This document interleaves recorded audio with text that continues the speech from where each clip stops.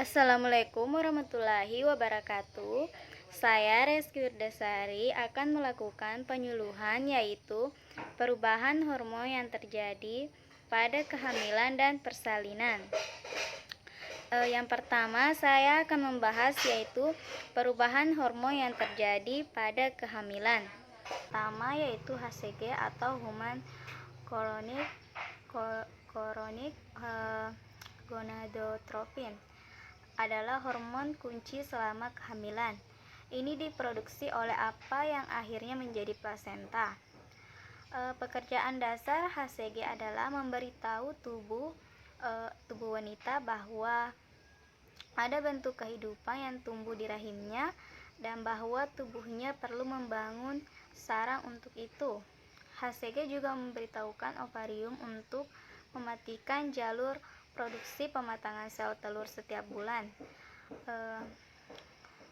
Wanita dengan kadar HCG yang lebih tinggi sering mengalami lebih banyak mual dan muntah.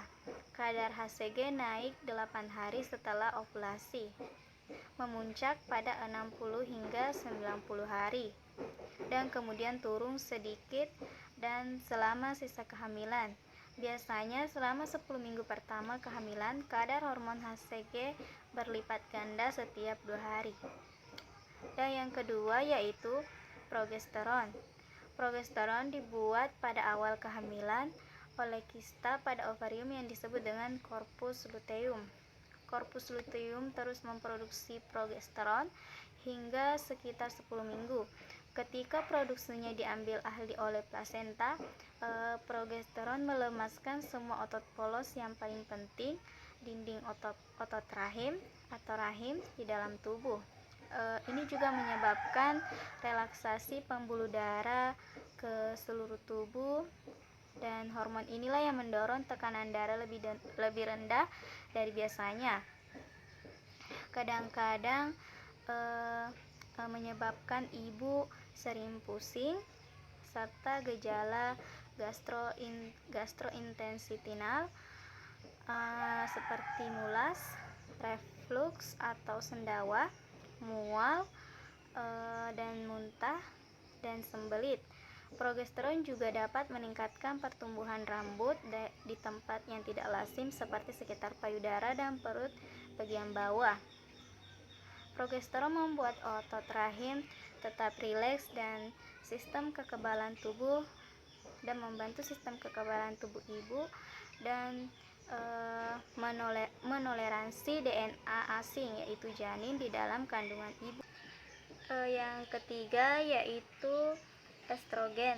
Seperti progesteron, estrogen diekskresikan oleh corpus luteum sampai plasenta mengambil alih.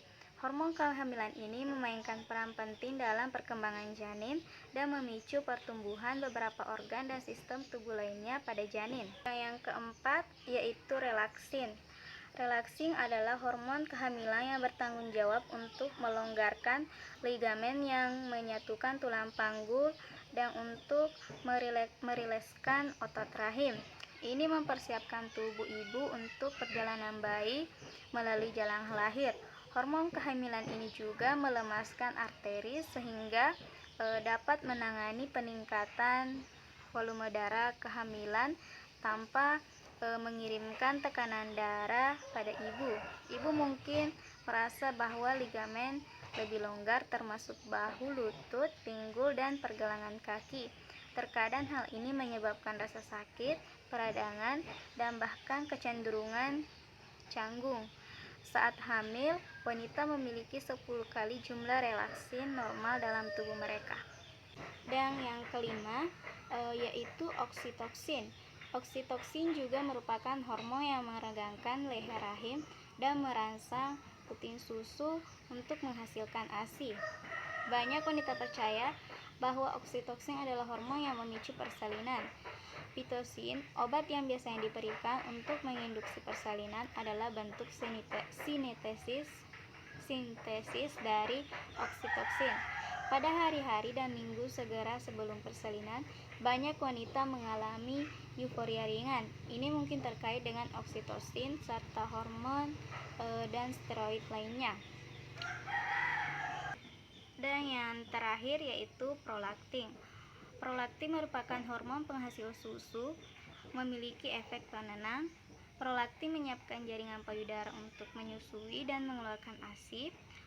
Kadar prolaktin meningkat 10 hingga 20 kali selama kehamilan. Selain manfaat terkait dengan produksi ASI, hormon prolaktin pada wanita berperan dalam metabolisme, sistem kekebalan tubuh, mengatur siklus haid, dan mengatur kadar cairan pada tubuh. Dan selanjutnya yaitu saya akan membahas yaitu perubahan hormon pada persalinan. Pertama yaitu oksitoksin. Hormon cinta atau oksitosin merupakan salah satu hormon utama yang sangat aktif saat proses persalinan.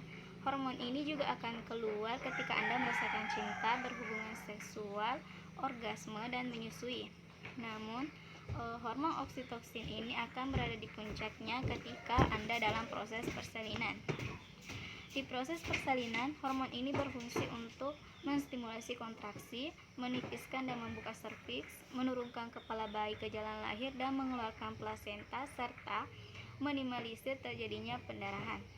Dan yang kedua yaitu beta endorphins. Hormon ini merupakan salah satu bentuk dari hormon endorfin yang dikeluarkan otak saat Anda merasakan sakit atau stres. Beta endorphins merupakan hormon penghilang rasa sakit alami dalam tubuh. Jadi, ia membantu ibu untuk mengatasi rasa sakit pada persalinan. Beta endorphins bersifat 18 sampai 33 kali lebih kuat daripada morfin. Selain itu, hormon ini merupakan hormon penyebab dari ingatan kita yang luar biasa mendetail mengenai proses persalinan sebelumnya. Dan yang ketiga yaitu prolaktin. Hormon ini seringkali disebut dengan hormon ibu. Hormon yang dihasilkan oleh pituitari ketika masa kehamilan dan menyusui ini berfungsi untuk menyiapkan payudara untuk menyusui. Beberapa peneliti percaya bahwa hormon ini bersama dengan oksitoksin bertanggung jawab untuk menaikkan mood ibu dan membuat ibu merasa lebih tenang saat menyusui. Selain itu, prolaktin juga dipercaya berperan penting dalam tingkah laku keibuan. Hormon inilah yang membuat seorang ibu selalu memprioritaskan kebutuhan anaknya sebelum kebutuhannya sendiri. Dan yang terakhir yaitu hormon catecholamines. Hormon ini dikenal dengan hormon fight or flight. Hormon ini merupakan hormon yang keluar dari kelenjar adrenal di atas ginjal yang merupakan reaksi tubuh terhadap rasa takut, cemas, lapar, atau kedinginan. Saat hormon ini aktif, aliran darah akan dialihkan ke otot-otot utama tubuh dan organ-organ utama. Namun bila hormon keluar dalam jumlah besar di waktu yang tepat dikarenakan perasaan takut dan cemas, kemungkinan ia akan menyebabkan persalinan lebih lama dan fatal distress. Tapi jika dalam momen yang tepat dan persalinan yang minim intervensi, hormon akan bekerja dengan cara yang berbeda. Itulah tadi penyuluhan yang sempat saya berikan. Jika terdapat kekurangan mohon dimaafkan. Wassalamualaikum warahmatullahi wabarakatuh.